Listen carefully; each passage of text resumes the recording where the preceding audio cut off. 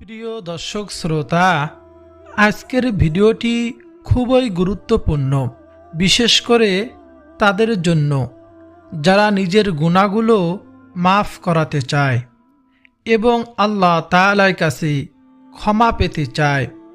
আমরা সবাই জীবনে ছোট বড় অনেক ভুল করি, অনেক গুনাহ করি, কখনো জেনে কখনো না জেনে, বুঝে অথবা না বুঝে। আল্লাহ তাআলা আমাদের জন্য তওবার দরজা সব সময় খোলা রেখেছেন। তাই আজ আমি আপনাদের সাথে শেয়ার করব ফরজ নামাজের পর পড়ার মতো 9টি গুরুত্বপূর্ণ দোয়া, যা নবীজি সাল্লাল্লাহু আলাইহি ওয়াসাল্লাম এই দোয়াগুলো পড়তেন, আমল করতেন, যা নিয়মিত পড়লে ইনশাআল্লাহ আপনার জীবনের সকল গুনাহ মাফ হবে, মরণের পর জান্নাত পেয়ে যাবেন। বলুন না সুবহানাল্লাহ। প্রিয় দর্শক, জান্নাত এটা শুধু একটা জায়গা না, এটা এমন এক চিরস্থায়ী সুখের জীবন যা দুনিয়ার কোনো কল্পনার সাথেও তুলনা হয় না। আল্লাহ সুবহানাহু ওয়া তাআলা জান্নাতকে বানিয়েছেন তার প্রিয় বান্দা বান্দীদের জন্য, যারা ঈমান এনেছে, ভালো কাজ করেছে এবং ধৈর্য ধরে আল্লাহ সুবহানাহু ওয়া তাআলাকে মেনেছে, নবীজিকে অনুকরণ করে চলেছে। এক কথায় আল্লাহ তাআলার হুকুম, নবীজির সুন্নত অনুযায়ী নিজের জীবন পরিচালনা করেছে। পবিত্র কোরআনুল কারিমে জান্নাতের বর্ণনা এসেছে অসাধারণভাবে।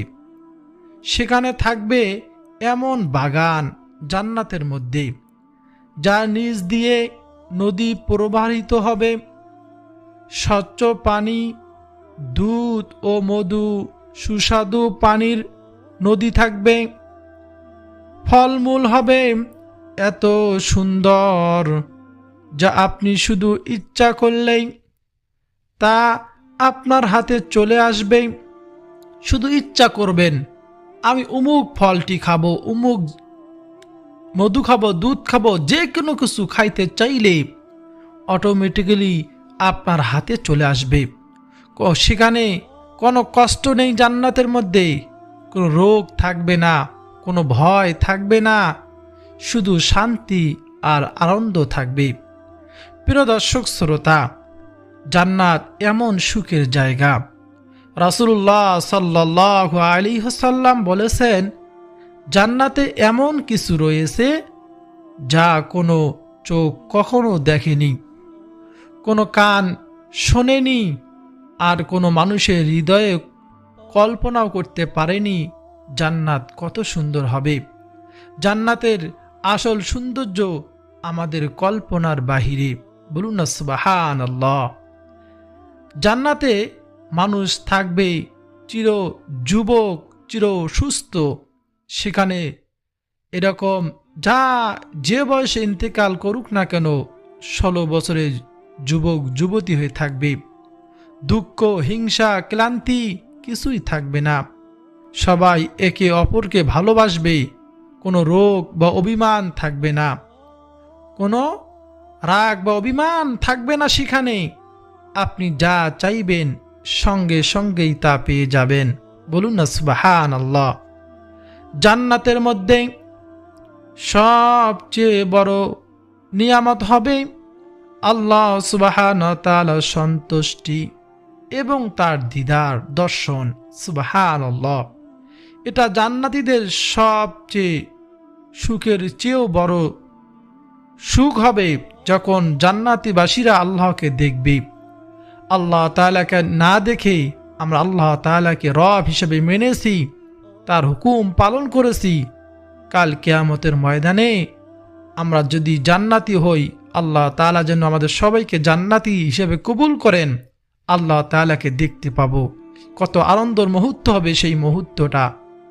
তখন তারা বুঝবে এর চেয়ে বড় কোনো আনন্দ আর নেই।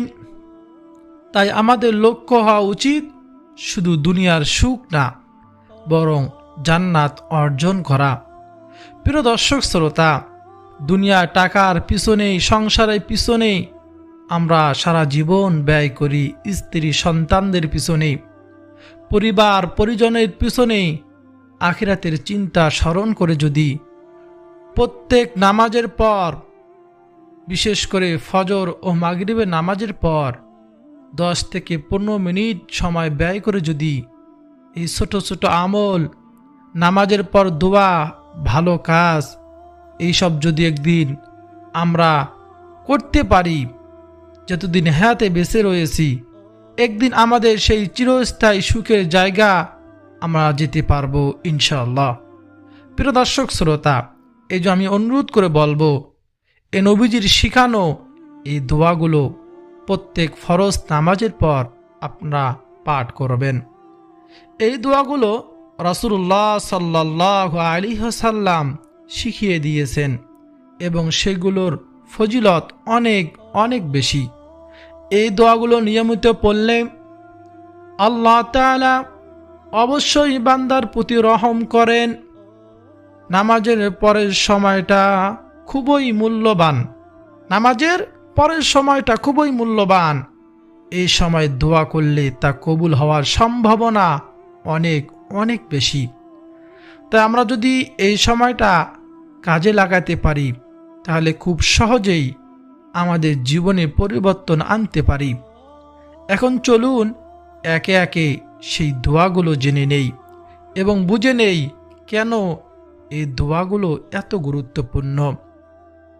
1 নম্বরে নবীজি সাল্লাল্লাহু আলাইহি ওয়াসাল্লাম ফরজ নামাজের পর সালাম ফিরিয়ে একবার আল্লাহু আকবার বলতেন ও 3 বার আস্তাগফিরুল্লাহ আস্তাগফিরুল্লাহ আস্তাগফিরুল্লাহ পাঠ করতেন।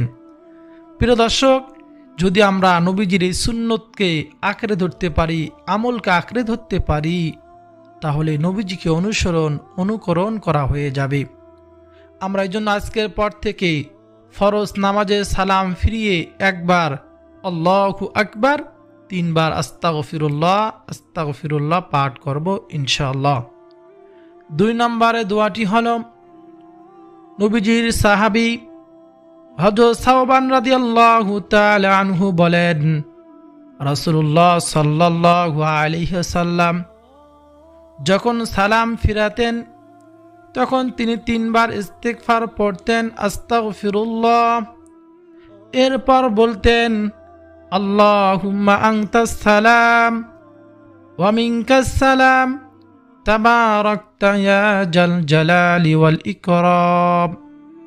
নবীজি ইস্তিগফার পাঠ করার পরেই এই দোয়াটি পাঠ করতেন, আল্লাহুম্মা আনতাস সালাম ওয়া মিনকাস সালাম তাবারাকতা ইয়া জাল জালালি ওয়াল ইকরাম। আমরাও এই দোয়াটি পাঠ করব। 3 নম্বর আমল সম্পর্কে নবীজির সাহাবী হযরত আবু উমামা রাদিয়াল্লাহু তাআলা আনহু বলেন, রাসূলুল্লাহ সাল্লাল্লাহু আলাইহি ওয়াসাল্লাম বলেছেন, যে ব্যক্তি প্রত্যেক ফরজ নামাজের পর আয়াতুল কুরসি পাঠ করে, মৃত্যু ছাড়া আর কোনো কিছুই তাকে জান্নাতে প্রবেশ করা থেকে বিরত রাখতে পারবে না। বলুন না সুবহানাল্লাহ। অর্থাৎ আমরা যদি প্রত্যেক ফরজ নামাজের পর আয়াতুল কুরসি শুধুমাত্র একবার পাঠ করতে পারি, মৃত্যুবরণ করার সঙ্গে সঙ্গে আমরা জান্নাতি হব। এই কথা বলেছেন স্বয়ং নবীজি সাল্লাল্লাহু আলাইহি ওয়াসাল্লাম। পবিত্র কোরআনুল কারীমের সব থেকে শ্রেষ্ঠ ফজিলতপূর্ণ আয়াত হল আয়াতুল কুরসি। আয়াতুল কুরসিটি হল সূরাতুল বাকারার 255 নম্বর আয়াত। একবার পড়বেন, আমি একবার পাঠ করব, মনোযোগ দিয়ে শুনবেন। প্রত্যেকটি হরফের বিনিময় 10 নেকি আল্লাহ সুবহানাহু ওয়া তাআলা আপনার আমলনামার মধ্যে দিয়ে দিবেন। আয়াতুল কুরসিটি হলো আউযু বিল্লাহি মিনাশ শাইতানির রাজীম বিসমিল্লাহির রহমানির রহিম الله لا إله إلا هو الحي القيوم لا تأخذه سنة ولا نوم له ما في السماوات وما في الأرض من ذا الذي يشفع عنده إلا بإذنه يعلم ما بين أيديهم وما خلفهم ولا يحيطون بشيء من علمه إلا بما شاء وسع كرسيه السماوات والأرض ولا يؤوده حفظهما وهو العلي العظيم এটাই হলো সেই আয়াতুল কুরসি। অবশ্যই আমল করার চেষ্টা করব। 4 নম্বর আমলটি হলো হযরত আবু হুরায়রা রাদিয়াল্লাহু তাআলা আনহু বলেন, রাসূলুল্লাহ সাল্লাল্লাহু আলাইহি ওয়াসাল্লাম বলেছেন, যে ব্যক্তি দিনে 100 বার সুবহানাল্লাহি ওয়া বিহামদিহি বলে তার গুনাহ মাফ করে দেওয়া হয়, যদিও তা সমুদ্রের ফেনা পরিমাণও হয়। বলুন না সুবহানাল্লাহ। প্রিয় দর্শক শ্রোতা, প্রত্যেক ফরজ নামাজের পর, বিশেষ করে ফজর ও মাগরিবের নামাজের পর এই আমলটি করার চেষ্টা করব। কমপক্ষে দিনে 100 বার সুবহানাল্লাহি ওয়া বিহামদিহি পাঠ করব ইনশাআল্লাহ। 5 নম্বর আমলটি হলো নবীজি সাল্লাল্লাহু আলাইহি ওয়াসাল্লাম ফজর ও মাগরিবের নামাজের পর সূরা ইখলাস, সূরা ফালাক এবং নাস 3 বার করে পড়তেন। নবীজির প্রিয় সাহাবী আব্দুল্লাহ ইবনে খুয়াইব রাদিয়াল্লাহু তাআলা আনহু বলেন, নবীজি বলেছেন, প্রত্যেক ফরজ নামাজের পর সূরা ইখলাস, সূরা ফালাক ও নাস 3 বার করে পড়ো। এটি তোমাদের জন্য সব ধরনের ক্ষতি থেকে সুরক্ষা দিবে, সব ধরনের ক্ষতি থেকে রক্ষা করবে আল্লাহ সুবহানাহু ওয়া তাআলা এই আমলের বিনিময়ে। বলুন না সুবহানাল্লাহ। এই জন্য সূরা ইখলাস, সূরা ফালাক ও নাস বিশেষ করে ফজর ও মাগরিবের নামাজের পর 3 বার করে পাঠ করার চেষ্টা করব। 6 নম্বর দোয়াটি হলো বিশ্বনবী আখিরি নবী নবী মুহাম্মদুর রাসূলুল্লাহ সাল্লাল্লাহু আলাইহি ওয়াসাল্লাম ফরজ নামাজের পর দোয়াটি পড়তেন। হযরত উকবা ইবনে আমির রাদিয়াল্লাহু তাআলা আনহু বলেন, নবীজি বলেছেন, প্রত্যেক ফরজ নামাজের পর দোয়া কবুল হয়। সাধারণত তিনি এই সময় নিজের জন্য, পরিবারের জন্য এবং সমস্ত উম্মতের জন্য দোয়া করতেন নবীজি। এই দোয়াটি এই জন্য আমরা প্রত্যেক ফরজ নামাজের পর অবশ্যই পাঠ করব। আমি শুরুতে বলেছি, তা হলো আল্লাহুম্মা আনতাস সালাম ওয়া মিনকাস সালাম তাবারাকতা ইয়া জাল জালালি ওয়াল ইকরাম। অবশ্যই আমরা মোনাজাতের মধ্যে এই দোয়াটি পাঠ করব। 7 নম্বরে হযরত আনাস ইবনে মালিক রাদিয়াল্লাহু তাআলা আনহু বলেছেন, নবীজি বলেন, যে ব্যক্তি আল্লাহ তাআলার কাছে 3 বার জান্নাত চায়, কয়বার? 3 বার জান্নাত চায়, তখন জান্নাত বলে, হে আল্লাহ, তাকে জান্নাতে প্রবেশ করান। আর যে 3 বার জাহান্নাম থেকে আশ্রয় চায়, মুক্তি চায়, জাহান্নাম বলে, হে আল্লাহ, তাকে জাহান্নাম থেকে রক্ষা করুন। এই জন্য প্রত্যেক মোনাজাতের পর, ফরজ নামাজের পর, অন্য সময় বেশি বেশি আল্লাহ সুবহানাহু ওয়া তাআলার কাছে জান্নাত চাবো, জাহান্নাম থেকে মুক্তি চাবো, বেশি বেশি আল্লাহ সুবহানাহু ওয়া তাআলার কাছে দোয়া করব। 8 নম্বর আমলটি হলো হযরত আবু হুরায়রা রাদিয়াল্লাহু তাআলা আনহু বলেছেন, রাসূলুল্লাহ সাল্লাল্লাহু আলাইহি ওয়াসাল্লাম বলেন, যে ব্যক্তি প্রত্যেক নামাজের পর 33 বার সুবহানাল্লাহ, 33 বার আলহামদুলিল্লাহ এবং 33 বার আল্লাহু আকবার পড়ে, এই তো হলো 99 বার, এবং 100 বার পূর্ণ করার জন্য একবার লা ইলাহা ইল্লাল্লাহু ওয়াহদাহু লা শারীকা লাহু লাহুল মুলকু ওয়া লাহুল হামদু ওয়া হুয়া আলা কুল্লি শাইইন কাদির পাঠ করে রাসূলুল্লাহ সাল্লাল্লাহু আলাইহি ওয়াসাল্লাম বলেন, যে ব্যক্তি প্রত্যেক ফরজ নামাজের পর এই দোয়া পাঠ করবে তার সকল গুনাহ মাফ করে দেওয়া হবে। বলুন না সুবহানাল্লাহ। এজন্য অবশ্যই এই আমলটি আমরা করার চেষ্টা করব। প্রিয় দর্শক, তারপর নামাজ শেষে আমরা যখন মোনাজাত দেব, হযরত আনাস ইবনে মালিক রাদিয়াল্লাহু তাআলা আনহু বলেন, রাসূলুল্লাহ সাল্লাল্লাহু আলাইহি সাল্লাম এই দোয়াটি বেশি বেশি পাঠ করতেন। মোনাজাতের মধ্যে অবশ্যই আমরা এই দোয়াটি পাঠ করব। তা হলো, রব্বানা আতিনা ফিদ দুনিয়া হাসানা ওয়া ফিল আখিরাতি হাসানা ওয়া কিনা আযাবান নার।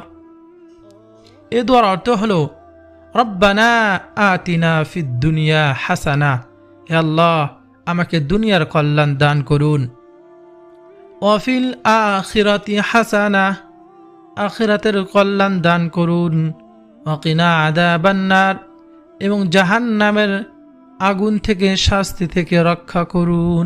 বলুন না সুবহানাল্লাহ। তাই আমরা নামাজ শেষে মোনাজাতের মধ্যে অবশ্যই এই দোয়াটি পাঠ করব। প্রিয় দর্শক শ্রোতা, আরেকটি গুরুত্বপূর্ণ আমল হলো, আমরা ফজর ও মাগরিবের নামাজের পর আমরা সাইয়্যিদুল ইস্তিগফার একবার পাঠ করব। নবীজি সাল্লাল্লাহু আলাইহি ওয়াসাল্লাম বলেছেন, যে ব্যক্তি সকালে একবার সাইয়্যিদুল ইস্তিগফার পাঠ করবে, সে যদি সন্ধ্যা হওয়ার আগেই মারা যায় তাহলে সে জান্নাতি হবে। বলুন না সুবহানাল্লাহ। আবার যদি কেউ সন্ধ্যাবেলায় একবার সাইয়্যিদুল ইস্তিগফার পাঠ করতে পারে, সকাল হওয়ার আগেই মারা যায় তাহলে সেও জান্নাতি হবে। বলুন না সুবহানাল্লাহ। বলা হয় গুনাহ মাফের শ্রেষ্ঠ দোয়া সাইয়্যিদুল ইস্তিগফার। এই সাইয়্যিদুল ইস্তিগফারটি হলো, আল্লাহুম্মা আনতা রাব্বি লা ইলাহা ইল্লা আনতা খালাকতানি ওয়া আনা আবদুকা ওয়া আনা আলা আহদিকা ওয়া ওয়া'দিকা মাস্তাতা'তু আউযু বিকা মিন শাররি মা সানা'তু আবু'ু লাকা বিনি'মাতিকা আলাইয়া ওয়া আবু'ু লাকা বিযামবি ফাগফিরলি ফাইন্নাহু লা ইয়াগফিরুয যুনুবা ইল্লা আনতা। এটাই হলো সেই সাইয়্যিদুল ইস্তিগফার। প্রিয় দর্শক শ্রোতা, ফরজ নামাজের পর এবং ফজর ও মাগরিব নামাজের পরে আমলগুলো করবেন। আমল কবুলিয়তের জন্য, দোয়া কবুলের জন্য বিশেষ একটি মাধ্যম হলো দরুদ শরীফের আমল। হাদিসে এসেছে, আমাদের দোয়া যদি দরুদ শরীফ পাঠ না করে দোয়া করি, তার দোয়া আসমানে ঝুলন্ত অবস্থায় থাকে। তাই অবশ্যই দরুদ শরীফ পাঠ করতে হবে। প্রত্যেক নামাজের পর মোনাজাতের আগে দরুদ শরীফ পাঠ করে আল্লাহ তাআলার কাছে দোয়া করতে হবে। নবীজি সাল্লাল্লাহু আলাইহি ওয়াসাল্লাম বলেছেন, কোন ব্যক্তি যদি একবার মাত্র দরুদ শরীফ পাঠ করে, আল্লাহ সুবহানাহু ওয়া তাআলা সঙ্গে সঙ্গে তার 10টি গুনাহ ক্ষমা করে দেন, তার 10টি এরকম মর্যাদা বাড়িয়ে দেন, 10টি রহমত তার উপর নাজিল করেন। আরও নবীজি সাল্লাল্লাহু আলাইহি ওয়াসাল্লাম বলেন, কোন ব্যক্তি যদি সকালে 10 বার, সন্ধ্যায় 10 বার দরুদ শরীফ পাঠ করে, কাল কিয়ামতের ময়দানে নবীজি সাল্লাল্লাহু আলাইহি ওয়াসাল্লাম তাকে সুপারিশ করে জান্নাতে নিয়ে যাবেন, শাফায়াত করবেন। বলুন না সুবহানাল্লাহ। এজন্য দোয়া এবং আমল কবুলিয়তের জন্য অবশ্যই প্রত্যেকটি দোয়া, প্রত্যেকটি আমলের সঙ্গে বেশি বেশি দরুদ শরীফ পাঠ করব। প্রিয় দর্শক শ্রোতা, আমরা তো নামাজ পড়ি কিন্তু আমলের ব্যাপারে উদাসীন।